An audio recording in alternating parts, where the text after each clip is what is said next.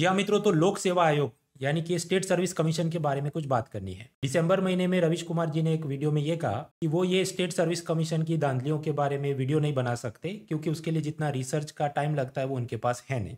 अब आप में से कई लोग हमसे भी संपर्क करते हैं कि आप इस पर वीडियो बना दीजिए। हमें लगता है कि उन्हें बताना जरूरी है, पर बहुत समय चला जाता है हमारा कि हम हर विषय पर वीडियो नहीं बना सकते हैं। हालांकि मेरा ये मानना है कि स्टेट सर्विस कमीशन जिसमें लाखों की संख्या में पूरे भारत में लोग परीक्षाएं दे रहे हैं, अर्जियां डाल रहे हैं, तो उसके जो भी पॉजिटिव नेगेटिव चीज़ें चलती है उस पर कवरेज ज़रूरी है।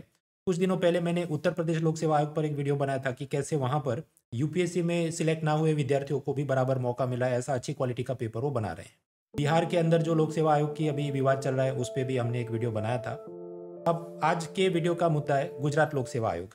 छात्र हित यानी स्टूडेंट वेलफेयर किसमें है कि कोचिंग का दूषण कम हो, हर एक परीक्षा के लिए अलग अलग बहुत सारी किताबें ना खरीदनी पड़े। इसके लिए जीपीएससी और उसके नए चेयरमैन हसमुख पटेल साहब जो आईपीएस ऑफिसर भी हैं, उन्होंने एक कॉमन जीएस सिलेबस सिस्टम नाम की एक नई प्रणाली शुरू की। कल अखबार में मैंने इसके बारे में पढ़ा, तो इस पे और बाकी और मुद्दों पे आज चर्चा करनी है। तो मित्रों, गुजरात लोक सेवा आयोग के ऐसे सुधार जो बाकी राज्य सेवाओं ने भी करने चाहिए। पहला, कैलेंडर को यूपीएससी के साथ सिंक्रोनाइज करो, मतलब यूपीएससी मेंस पहले, स्टेट की मेंस बाद में।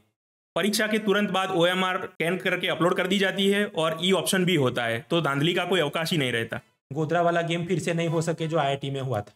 यूपीएससी में बड़ी एक तकलीफ ये है कि एग्जाम के 1 साल बाद वो आंसर की देते हैं और बोलते हैं कि परीक्षा के 7 दिन के भीतर तुम कंप्लेन कर दो, तो कभी मैच हो ही नहीं सकता है।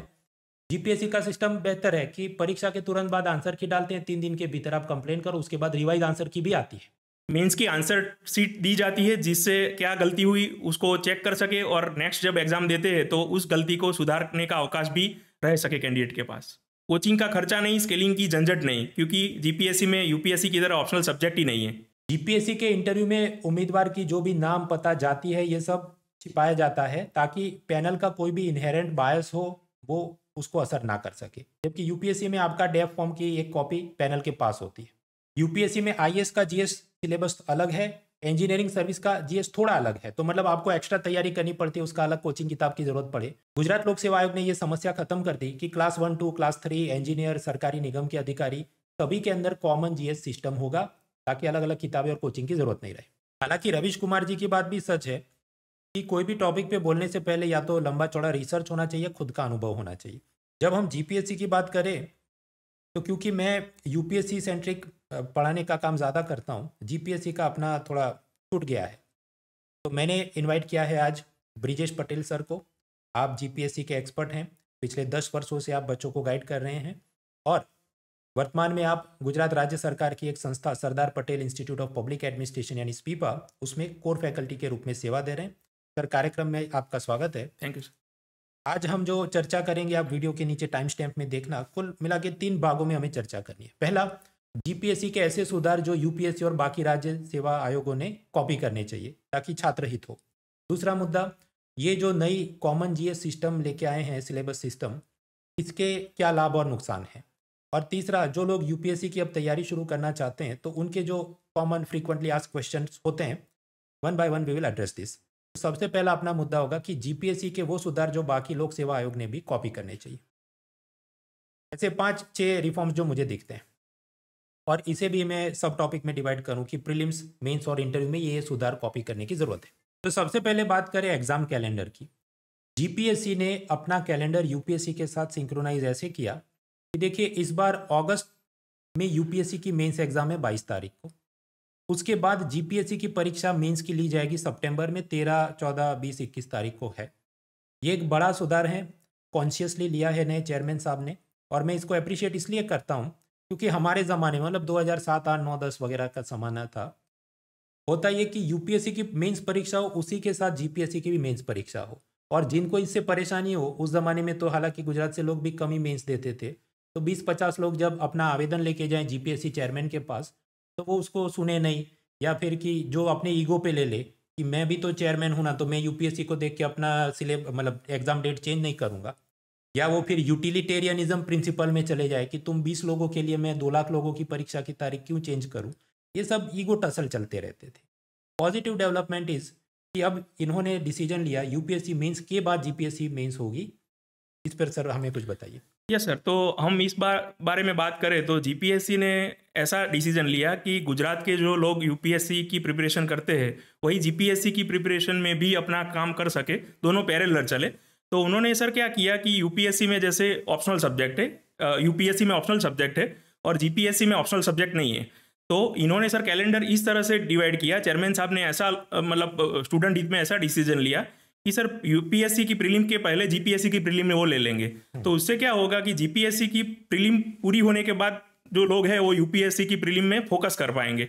फिर सर जैसे ही यूपीएससी की प्रीलिम क्लियर होती है फिर वो यूपीएससी मोड में आ जाएंगे, और उसमें सर यूपीएससी में ऑप्शनल सब्जेक्ट भी प्रिपेयर करना होता है। तो सर ने ऐसे सोच के डिसीजन लिया कि वो अगर जीपीएससी बीच में रखेंगे तो लोग जीपीएससी में मतलब अपनी तैयारी शुरू कर देंगे और ऑप्शनल भी अच्छे से नहीं करेंगे। तो सर गुजरात के लोग जो यूपीएससी के प्रिपरेशन में अपना डेडिकेटेड एफर्ट कर पाए, तो सर ने ऐसा मतलब डिसीजन लिया कि यूपीएससी की प्रीलिम और यूपीएससी की मेंस के बीच में वो डिस्टर्ब नहीं करेंगे। तो सर जीपीएससी ने अपना मेंस का कैलेंडर उस तरह से डिसाइड किया कि यूपीएससी की मेंस क्लियर होने के बाद जीपीएससी लेंगे। और सर मतलब देखने वाली बात ये है कि सर ने इसके लिए सैटरडे और संडे को ही चूज किया। यूपीएससी में हम देखते हैं कि पूरा चलता है कंटिन्यूअस, इसमें सर ने ऐसे लॉजिक लगाया कि कई सारे लोग ऐसे स्टूडेंट हैं कि जो बहुत गांव से दूर से आते हैं, और नॉर्मली सर ऐसी जो मेंस की परीक्षा होती है वो नॉर्मली गांधीनगर अहमदाबाद में होती है, तो उनका सर रहने का दिक्कत होता है और कहाँ पे रुकेंगे वैसा भी दिक्कत होता है। तो चेयरमैन साहब ने क्या किया कि सैटरडे को दोपहर के बाद ऐसा एग्जाम लिया कि जैसे वो दूर से आता है तो वो सेटल हो जाए और फिर सैटरडे संडे अपने मतलब ढंग से अपनी तैयारी के साथ वो एग्जाम दे पाए। तो सर उन्होंने इस तरह से कैलेंडर डिसाइड किया कि यूपीएससी की प्रिपरेशन करने वाला अप्रैल से लेके सितंबर तक जीपीएससी और यूपीएससी दोनों एग्जाम दे पाए। मुझे याद है 2010 में जब हम मेंस दे रहे थे तो हमारे साथ ही एक विद्यार्थी था, हमारा मित्र ही था, उसकी दोनों परीक्षा थी और यूपीएससी में उसका आखिरी अटेम्प्ट था। उस ज़माने में 4 अटेम्प्ट कुछ हुआ करते थे और सामने जीपीएससी का भी परीक्षा था। तो he was quite disturb actually, क्योंकि यूपीएससी आप जानते हैं वैसे भी कंपटीशन ज़्यादा है, तो आखिरी अटेम्प्ट वाला परेशान होता है और सामने की मेरा जीपीएससी का मेंस है उसमें ज़्यादा वैकेंसी है, मैं कुछ करूँ। तो उसने यूपीएससी का अपना अटेम्प्ट ही नहीं दिया था, मतलब मेंस वाला, वो सीधा जीपीएससी में गया था। तो अप्रिशिएबल एफर्ट। और जो प्रीलिम है उसका कैलेंडर ऐसे सिंक्रोनाइज किया, इस बार मई महीने में प्रीलिम्स एग्जाम है यूपीएससी वाली, तो गुजरात की परीक्षा अप्रैल में होगी, मतलब 1 महीने पहले। तो यानी कि आप इसको देंगे तो आपको एक वनडे मैच का फील मिल जाए, ताकि फिर जो यूपीएससी के टेस्ट मैच है उसके पहले आपको पता रहे। डेफिनेटली। दूसरा बड़ा सुधार जो है धांधली निवारण उपाय। आपको याद हो नीट की परीक्षा में गोधरा जो उसका केंद्र बिंदु था, एपी सेंटर था उस धांधली का, कि पूरा पेपर बच्चा कोरा छोड़ देगा और बाद में उसके जो भी टीचर या कांड करने वाले हैं वो खुद से किताब देख के ओएमआर टिक कर देंगे।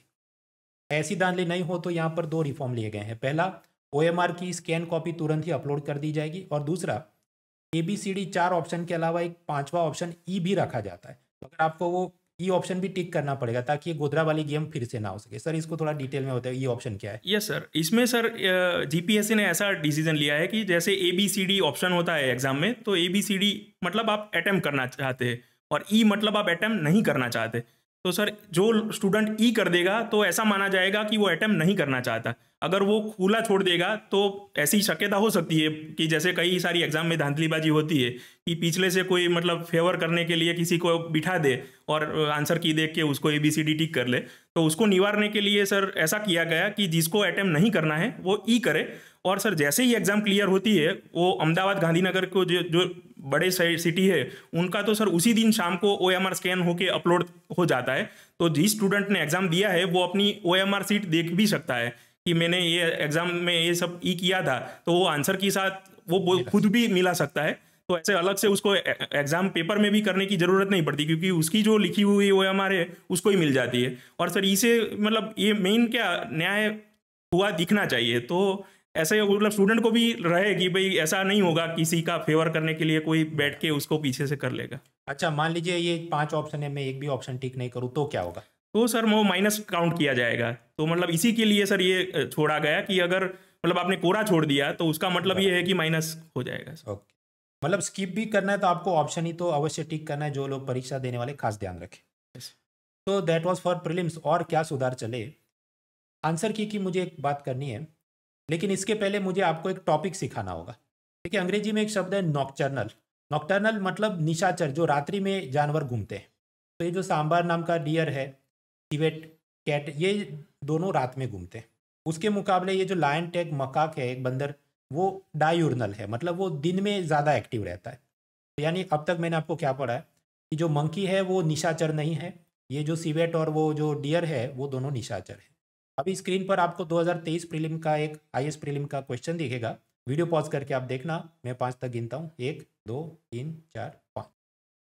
अब जो मैंने आपको बताया उस हिसाब से जवाब क्या होना चाहिए कि ये इनमें से कितने नॉक्टर्नल हैं, तो 2 नॉक्टर्नल हैं, तो जवाब होना चाहिए बी, ओनली 2 ऑफ देम। सब कोचिंग क्लासेस बच्चों ने खुद जो इंटरनेट और प्रतिष्ठित वेबसाइट्स को सर्च किया तो जवाब उनको लगा बी। यूपीएससी की ऑफिशियल आंसर की 1 साल बाद आती है और वो बोलते हैं नहीं, आंसर इज ओनली 1 ए।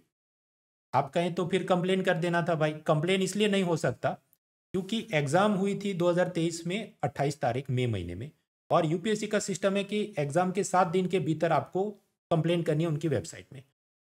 अब आप समझो कि जब वो आंसर की दे ही नहीं रहे ऑफिशियल वाली, तो हमें सपना थोड़ी आ जाएगा कि इसका जवाब ए या बी या सी या डी हो सकता है, क्योंकि ये पेयर टाइप का क्वेश्चन है, तो एलिमिनेशन या वगैरह आप लगा नहीं सकते, तो आपको हाँ ठीक है बी जवाब होगा। और फिर 1 साल बाद 2024 मई में ये लोग ऑफिशियल आंसर की रिलीज करते हैं 9 तारीख को, तब पता चलता है कुछ अलग, पर तब आप कंप्लेन कर नहीं सकते क्योंकि कंप्लेन का विंडो तो खत्म हो गया। तो this is a problem with UPSC. इसके मुकाबले जीपीएससी की सिस्टम क्या है, कैसे बेहतर है, ब्रिजेश सर बताइए। इसमें सर जीपीएससी के जो अभी सिस्टम है उसमें ऐसा है कि जैसे ओएमआर तुरंत अपलोड हो जाती है, उसी तरह के सर आंसर की भी नॉर्मली वो ऐसे रखते हैं कि 3 वर्किंग डे में नॉर्मली उसका आंसर किया जाता है, तो जिसमें वो ऑब्जेक्शन के लिए भी वो विंडो खुली रखते हैं। और उसमें सर स्टूडेंट को ये नया सुधार ये भी हुआ कि ऐसा ही ना हो कि स्टूडेंट ऐसे ही अपनी मतलब अपना क्वेश्चन गलत हो गया तो कहीं से ढूंढ के लाके ऐसी प्रोटेस्टबाजी करेंगे ये क्वेश्चन कैंसिल हो जाए, तो उसके लिए सर पर क्वेश्चन 100 रुपीज़ लेने का ये डिसीजन हुआ कि जिससे जो सीरियस लोग हैं वही ऑब्जेक्शन के लिए अपना अप्लाई करे। और दूसरा सर जो मतलब आंसर की उन्होंने रिलीज़ की है उसको ये स्टूडेंट जो ऑब्जेक्शन देंगे उसको एक्सपर्ट को बिठा के वो चेक करवाएंगे और फिर वो अपनी ऑफिशियल आंसर की फिर से रिवाइज आंसर की अपलोड करेंगे। तो स्टूडेंट को क्या कि पहले रिजल्ट आने से पहले भी उनको पता चल जाएगा कि एक्चुअल इसका आंसर क्या होता था। तो सर जो यूपीएससी में जो प्रॉब्लम है सर कि ऐसे ही 2-3 क्वेश्चन हर बार ऐसे होते हैं कि क्या एक्चुअल आंसर होना चाहिए, वो तो सर यूपीएससी जब आती है तभी मतलब ऑफिशियल आंसर की के बाद ही पता चलता है, कोई भी एक्सपर्ट ऐसा नहीं बोल सकता। तो सर ऑनलाइन भी कई सारे झगड़े चलते रहते हैं जब तक यूपीएससी की ऑफिशियल आंसर की ना हो। तो ये भी काफ़ी बेहतर सुधार है and it should be implement. 1 साल बाद तो हमें खुद भी याद नहीं रहता कि उस दिन क्या टिक किया होगा या क्या अपना दिमाग चला होगा, करना चाहिए। अच्छा, ये जो एक नई सिस्टम जिस पर मैंने पहले भी वीडियो बनाया था कि फॉर्म भरा लेकिन आप परीक्षा देने नहीं जाओगे तो डिपॉजिट जब्त होगी, इसको आप जल्दी से फिर से आप बताएं। ये सर इसमें सर जीपीएससी में बहुत सारे स्टूडेंट अप्लाई करते हैं, तो जीपीएससी को उसको अरेंज करने के लिए भी बहुत सारे सेंटर और वो सब पेपर भी छपवाने पड़ते हैं, उसके निरीक्षक भी रखने पड़ते हैं, तो कॉस्ट बढ़ जाता है और फिर स्टूडेंट के हर एग्जाम में अप्लाई कर देते पर जाते नहीं है।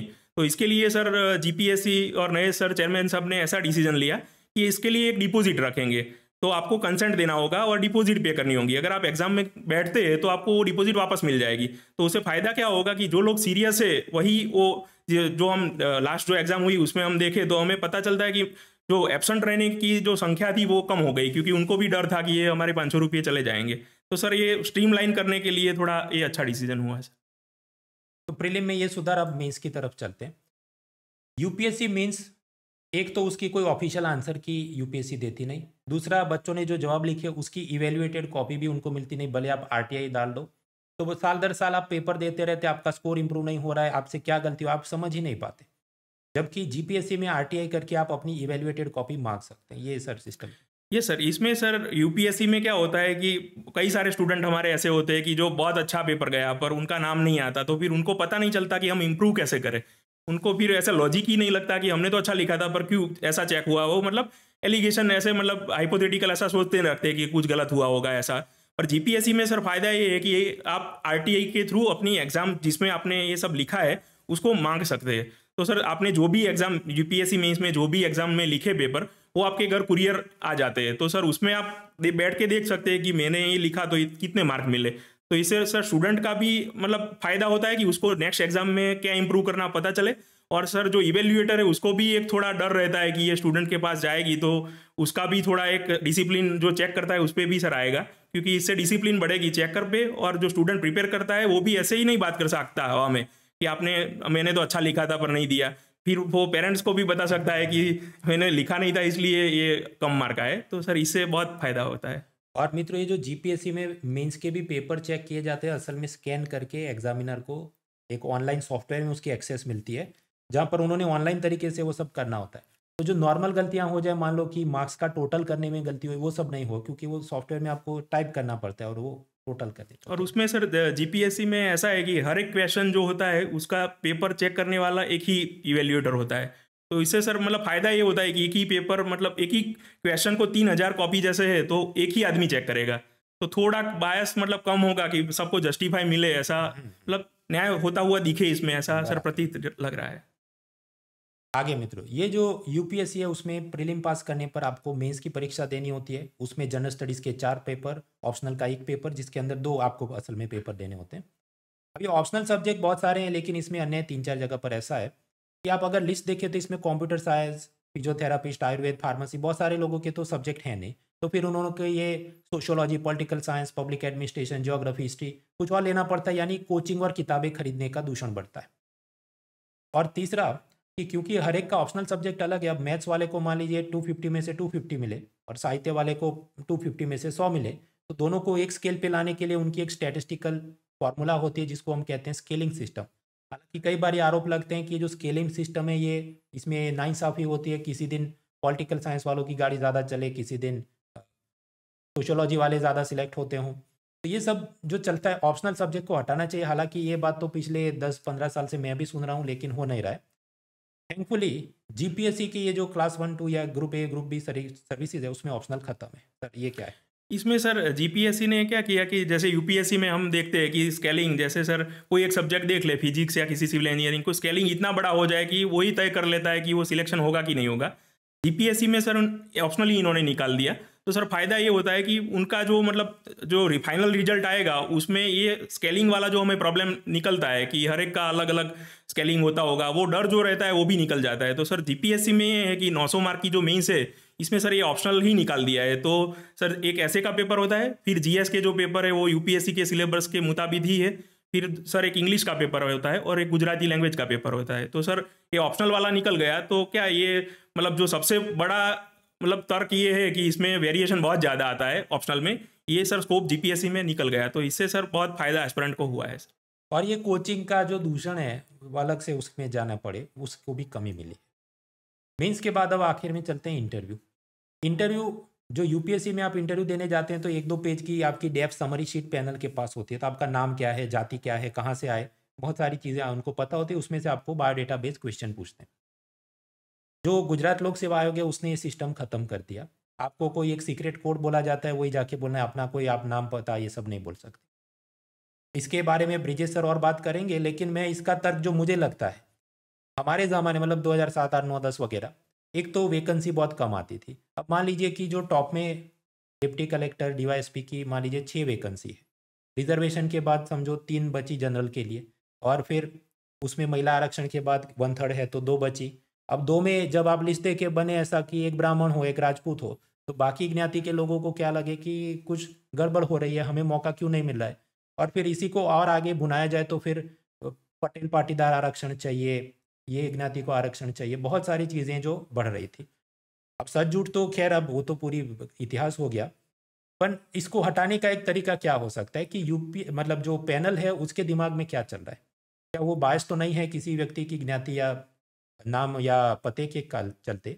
तो they have come up with this system, personal details सारी आपकी हिडन होती है। सर ये पूरी सिस्टम आप बताइए। इसमें सर जीपीएससी में ऐसा है कि जैसे यूपीएससी में पूरा डेफ 1 और डेफ 2 पैनल मेंबर्स के पास होता है और उसका मतलब जो हाईलाइट होता है वो भी उनके पास कीवर्ड होता है, तो क्या उन पे बैकग्राउंड पे ही क्वेश्चन आने की चांसेस भी ज़्यादा है। और सर हमारा जो कॉन्स्टिट्यूशन का आर्टिकल है, आर्टिकल 15, धर्म जाति ज्ञाति कोई भेदभाव नहीं, तो ऐसा सर हमें जीपीएससी में दिख रहा है, क्योंकि क्या धर्म है, जाति है, ज्ञाति है, भाषा है, मतलब भाषा जैसे गुजरात में तो ऐसा नहीं है, पर मतलब कोई भी प्रकार का उनको पता ही नहीं होता जो चेयरमैन और मेंबर है उनको, तो वो प्रिजुडाइज नहीं होते एक साबरकांठा का है, बनासकांठा है, पाटन का है, महसाणा का है, क्योंकि ऐसा भी हो सकता है कि कोई उसमें से कोई मेंबर वहाँ के भी हो। तो सर उसका नेटिव डिस्ट्रिक्ट कौन सा है, कहाँ से है, क्या है, उसका नाम क्या है, पूरी जो उनकी जानकारी है वो गोपनीय रखी जाती है।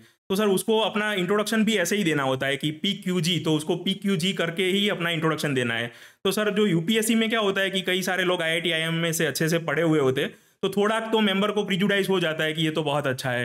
तो जीपीएससी में सर फायदा ये होता है कि जो हम्बल बैकग्राउंड के लोग हैं, जिनको मतलब अच्छी कॉलेज से भी मतलब अपॉर्चुनिटी भी नहीं मिली उनको, तो सर जीपीएससी में क्या है कि उनको सिर्फ कोड ही बताना होता है, तो उसका बैकग्राउंड क्या है, तो वो पूरा जो एक ह्यूमन एंगल जो आता है कि जो मतलब प्रिजुडाइज हो सकता है, तो ये सर जीपीएससी में हम देख सकते हैं कि रिजल्ट में भी सर हम दे सकते हैं कि उसका ट्रांसपेरेंसी सिस्टम, इससे बहुत फायदा हुआ और स्टूडेंट को भी इससे सर फायदा हुआ। डाइवर्सिटी दिखते हैं मुझे। एक हैं IAS अधिकारी, उन्होंने एक बार सजेस्ट किया था कि ऐसा रिसर्च पेपर तुम लिखो कि इंटरव्यू में पर्सनल रिटर्न हिडन, उसके पहले के ज़माने में कितनी डाइवर्सिटी थी, कौन कौन से कास्ट से कितने लोग सिलेक्ट हो रहे थे डिप्टी कलेक्टर DYSP में, और अभी कितने हो रहे हैं, उसमें डाइवर्सिटी बढ़ा कि नहीं, उसका सब निकालो।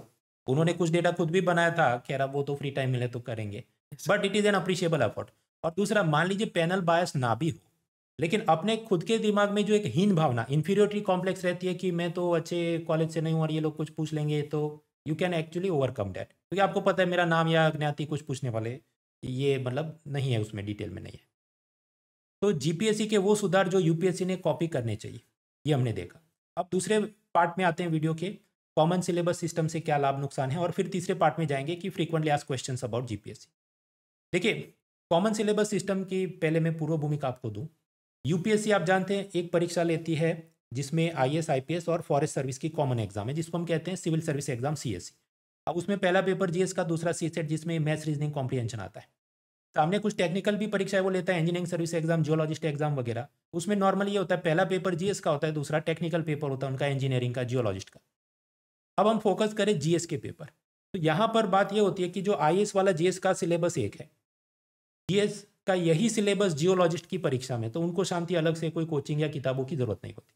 लेकिन अगर हम इंडियन इंजीनियरिंग सर्विस एग्जाम का पहला पेपर जो GS का है उसका सिलेबस देखें, IAS से थोड़ा अलग होता है, क्योंकि वहाँ प्रोजेक्ट मैनेजमेंट के नाम पे MBA के प्रश्न पूछे जाते हैं, कंप्यूटर की नॉर्म, ये जो थियरी रैम हार्ड डिस्क ये सब भी आता है, और एथिक्स के प्रश्न भी पूछे जाते हैं। तो इसका मतलब कि उसको अलग से कोई किताब या कोचिंग की आवश्यकता हो जाती है।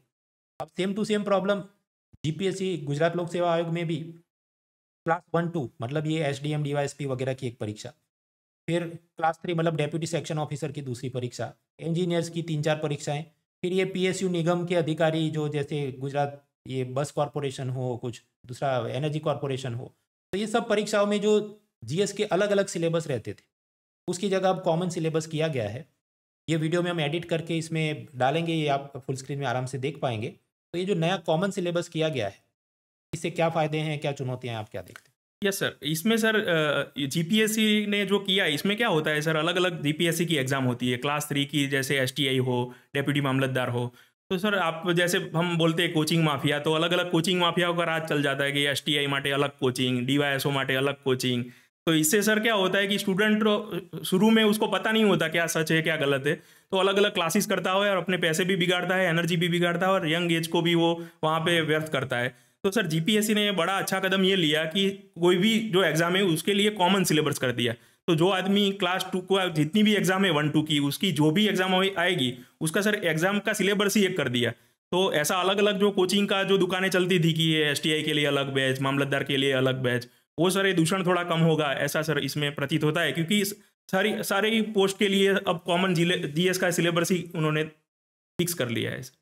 अच्छा, इसमें कुछ लोग को ये चिंता है कि जो क्लास 3 डेप्यूटी सेक्शन ऑफिसर उसमें GS का लेवल थोड़ा कम होना चाहिए, DYSP वाले में ज़्यादा। तो क्या आपको लगता है क्वेश्चन बैंक सेम हो जाएंगी तो डिफ़िकल्टी क्लास 3 वालों की बढ़ जाएगी? जैसा अगर हम CDS और CAPF के इस साल के पेपर देखें IAS के मुकाबले, तो काफ़ी उसमें तो कठिन प्रश्न पूछे हैं। इवन CDS CAPF में भी हिस्ट्री के ऐसे सवाल पूछे जा रहे हैं जो हम IAS में उम्मीद करते हैं। पर नॉर्मली सर यहाँ गुजरात में जो लोग क्लास 3 DYSO की करते हैं प्रिपरेशन, तो उनका भी GPSC क्लास 1-2 देते ही रहते हैं।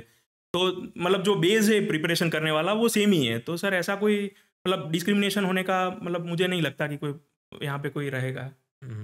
वैसे भी आजकल अल्टीमेटली तो लोग ऐसे मुझे दिखते हैं कि IAS की तैयारी करें, नहीं हो रहा है फिर जितनी बाकी परीक्षा है सबकी, तो कंपटीशन इज़ नेवर इजी। खैर, तो ये भी एक अच्छा रिफॉर्म है, क्योंकि इसके चलते फ़ायदा मित्रों ये है, अलग से हर एक की गाइड बुक खरीदने का खर्चा कम, अलग से हर एक का कोचिंग करने का खर्चा कम, और आप सिस्टमेटिकली तैयारी कर सके।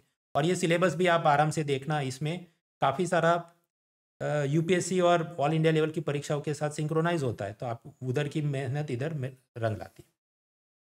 इस सेशन के आखिरी सेगमेंट में हम जाते हैं फ्रीक्वेंटली आस्क्ड क्वेश्चन, जिसमें ये जीपीएससी और यूपीएससी दोनों की तैयारी करने वाले विद्यार्थी, तो सर हमें कुछ बताइए कि is it possible to manage both the things एक ही साल में, और क्या चुनौतियां आ सकती हैं? यस सर, इससे सर मतलब हम देखें कि जीपीएससी और यूपीएससी का सिलेबस जैसे एक सिंक्रोनाइज हो गया, तो उससे हमारे जीपीएससी गुजरात वाले जो कैंडिडेट है उनका परफॉर्मेंस भी सुधरा है। जैसे हम पिछले 2-3 साल की सर बात करें तो अभी इस साल सर 67 से ज़्यादा लोग यहाँ से गुजरात से यूपीएससी इंटरव्यू दे रहे हैं, तो सर वो सेम लोग जीपीएससी की एग्ज़ाम भी देते हैं। तो सर इसमें भी जो आप क्वेश्चन बताया कि जो दोनों मैनेज कर सकते हैं, तो सर कैलेंडर ही जीपीएससी ने इस तरह से बनाया है कि वो जीपीएससी की प्रीलिम देगा, फिर यूपीएससी की प्रीलिम देगा, फिर यूपीएससी की मेंस देगा, फिर जीपीएससी की मेंस देगा। तो इसमें सर उनको जो मतलब परेशानी का जो बात था कि जो यूपीएससी की मेंस के लिए उनको टाइम बहुत कम मिल रहा है, इस बार सर बहुत कम है प्रीलिम और मेंस के बीच में।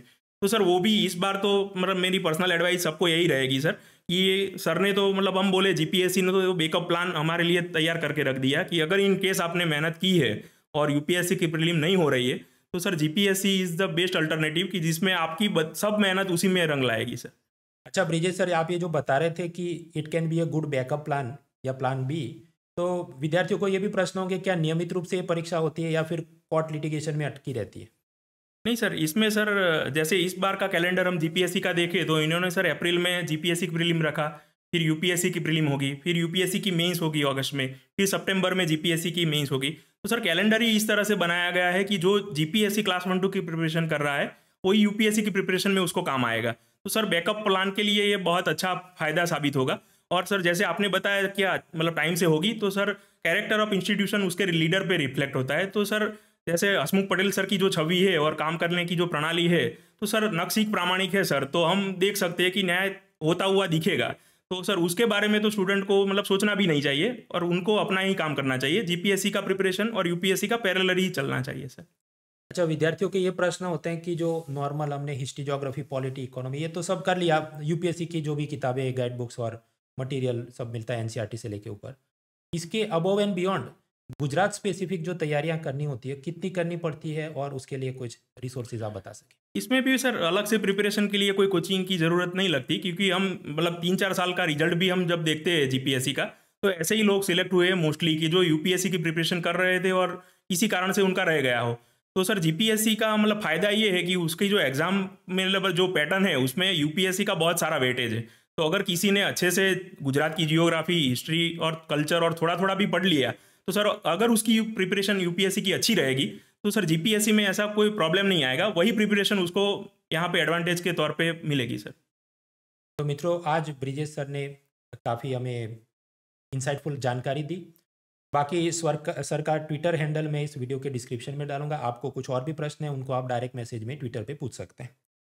और जहाँ तक ये जो परीक्षा की तैयारी है, अनअकैडमी की तरफ से आपके लिए बहुत सारे फ्री रिसोर्सेज अवेलेबल हैं, चाहे मंथली करंट अफेयर्स मैगजीन हो, प्रीवियस ईयर्स के प्रीलिम्स और मेंस की टॉपिक वाइज पीवाईक्यू बुकलेट हो, इंडिया ईयरबुक की समरी जिसमें सारी योजनाओं की आपको जानकारी मिले, और मॉक टेस्ट का भी उतना ही महत्व है क्योंकि अब प्रीलिम एग्जाम करीब आ रही है। तो अनअकैडमी की तरफ से यूसीएससी टेस्ट मतलब 50 क्वेश्चन 1 घंटे में आप करें, और 2 घंटे की फुल लेंथ टेस्ट जहाँ पर आप 100 क्वेश्चन की तैयारी कर सके, ये भी आप फ़ायदे उठा सकते हैं। उन सभी फ्री रिसोर्सेज की लिंक आपको डिस्क्रिप्शन में मिलेगी। Let's crack it. Unacademy.